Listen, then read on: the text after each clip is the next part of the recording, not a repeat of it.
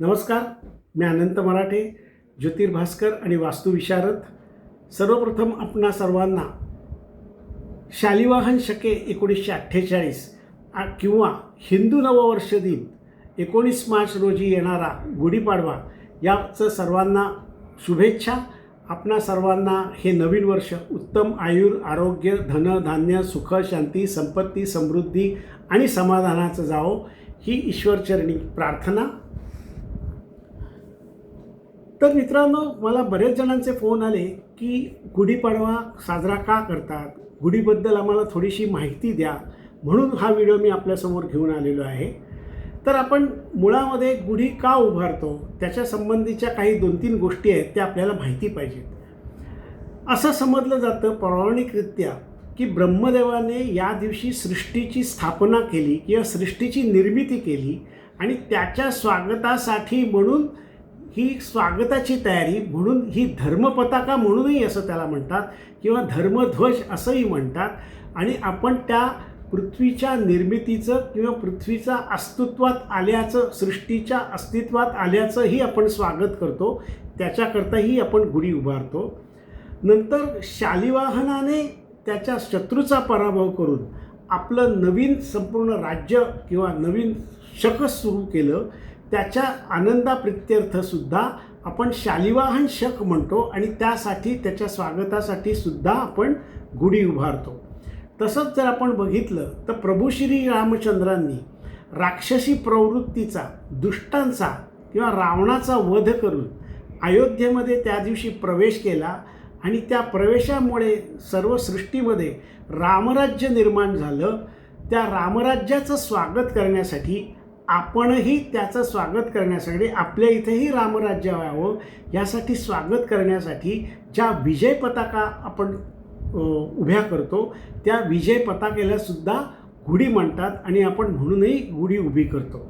तिसरं म्हणजे या दिवशी चैत्र प्रतिपदा सुरू होते आणि चैत्रामुळे आपण चैत्र ज्या दिवशी सुरू होतो त्या दिवशी इकडे वसंत ऋतूही सुरू होतो आणि वसंत ऋतू म्हणजे पृथ्वीचा आनंद उत्सव आहे. पृथ्वीवर सगळीकडे नवी पालवी फुटते, नवीन शेती किंवा नवीन धनधान्य यायला सुरुवात होते.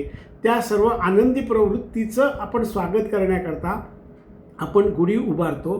कारण हे सृष्टीचं हिरवगार किंवा निसर्गाचं वैभव आहे, त्याचं स्वागत करण्यासाठी आपण गुढी उभारतो. दुसरं म्हणजे ह्या गुढीमध्ये वापरलं जाणारं जे साहित्य आहे त्या साहित्याचाही आपण अभ्यास केला तर आपल्याला कळतं की त्याच्यामागेही काही गोष्टी दडलेल्या आहेत. त्या गोष्टी मी आज तुम्हाला समजावून सांगणार आहे. त्याच्यामध्ये असलेला जो दंड आहे तो दंड म्हणजे शक्तीचं प्रतीक आहे. कारण कोणतीही गोष्ट साध्य करायची असेल तर त्या शक्तीशिवाय ती शक्य होत नाही, म्हणून दंड हे शक्तीचंही प्रतीक आहे. तसाच तो दंड उंचावर लावला जातो, म्हणजे आपल्याला आयुष्यामध्ये नवीन उंची गाठायला तो दंड शिकवतो. तसंच प्रगतीचंही प्रतीक आहे, म्हणून दंड शक्ती आणि प्रगती असं दोन्हींचं प्रतीक म्हणून आपण उभारतो.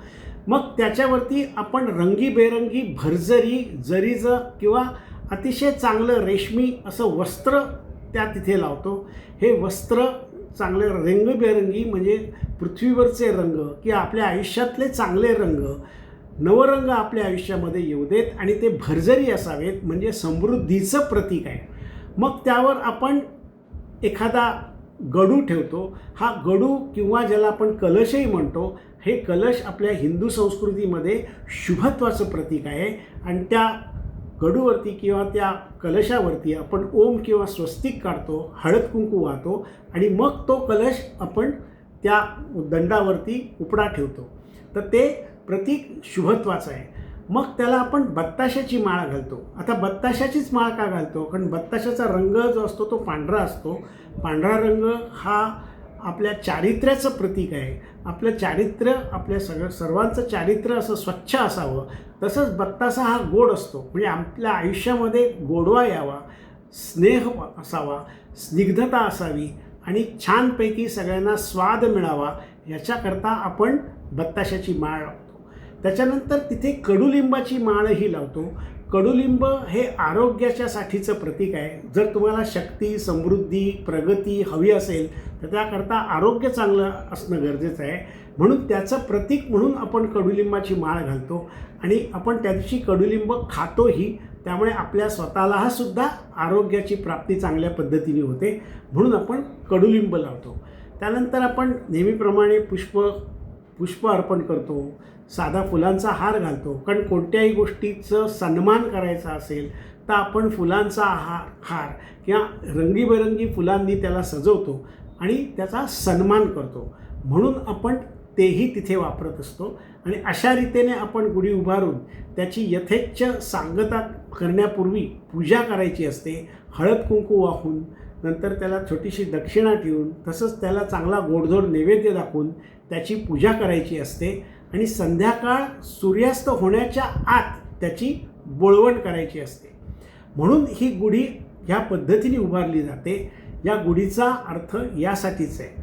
आत्ता हे जे वर्ष सुरू झालेलं आहे हे गुरुवारी सुरू होणार आहे. त्यामुळे गुरुवारी सुरू झाल्यामुळे या वर्षाचा राजा गुरु आहे हे लक्षात ठेवा. हा गुरु राजा असल्यामुळे यावर्षी सर्व ठिकाणी संस्कारांचा चांगला उपयोग होणार आहे, संस्कारांचा प्रसार होणार आहे, परंपरेचा प्रसार होणार आहे, आध्यात्मिकतेचा प्रसार होणार आहे, शिक्षणाचा किंवा उच्च शिक्षणाचा प्रसार होणार आहे.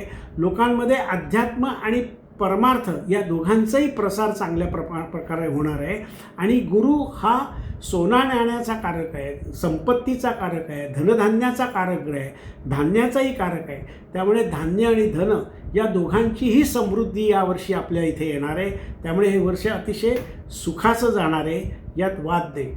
परंतु याचा मंत्री जो आहे, राजा जरी गुरु असला तरी मंत्री जो आहे तो मंगळ ग्रह आहे. आणि मंगळ ग्रह हा थोडासा उग्र ग्रह असल्यामुळे, हा क्रांती करणारा ग्रह असल्यामुळे, हा ग्रह युद्ध करणारा असल्यामुळे, हा ग्रह संघर्ष करणारा असल्यामुळे या वर्षामध्ये आपल्याला युद्धाचा सामना करायला लागणार आहे. तसंच आपल्याला संघर्षाचाही सामना करावा लागणार आहे. काही ठिकाणी तर युद्ध जास्त प्रमाणामध्ये होण्याची शक्यता आहे. आणि त्यामुळे हा संघर्षाच्यासाठी आपल्याला तयार राहायचं आहे, कटिबद्ध राहायचं आहे, शक्तिशाली व्हायचं आहे. या सगळ्याला तोंड देण्याची आपली मानसिक शारीरिक तयारीही ठेवायची आहे. आणि हे करून मग आपण ह्या वर्षांमध्ये गुढीला आपण विनंती करणार आहोत, संघर्षामधनं आम्ही चांगल्या प्रकाराने तावून सुलाखून बाहेर निघून गुरुची जी चांगली धनधान्य, सुखशांती, संपत्ती, समृद्धीची फळं आहेत ती आम्हाला मिळू देत. त्याकरता आम्हाला शक्ती दे. आमची ही प्रार्थना ईश्वराजवळ आम्ही करणार आहोत. पुन्हा एकदा मी आपल्या सर्वांच्यासाठी हे हिंदू नववर्ष सुखासमाधानाचं, समृद्धीचं जावं अशी प्रार्थना करतो आणि माझा व्हिडिओ संपवतो. माझं नाव अनंत मराठे. माझा मोबाईल नंबरही देत आहे 9821544563. आपल्याला हा व्हिडिओ आवडला तर सबस्क्राईब करा, शेअर करा आणि लाईक करा. धन्यवाद.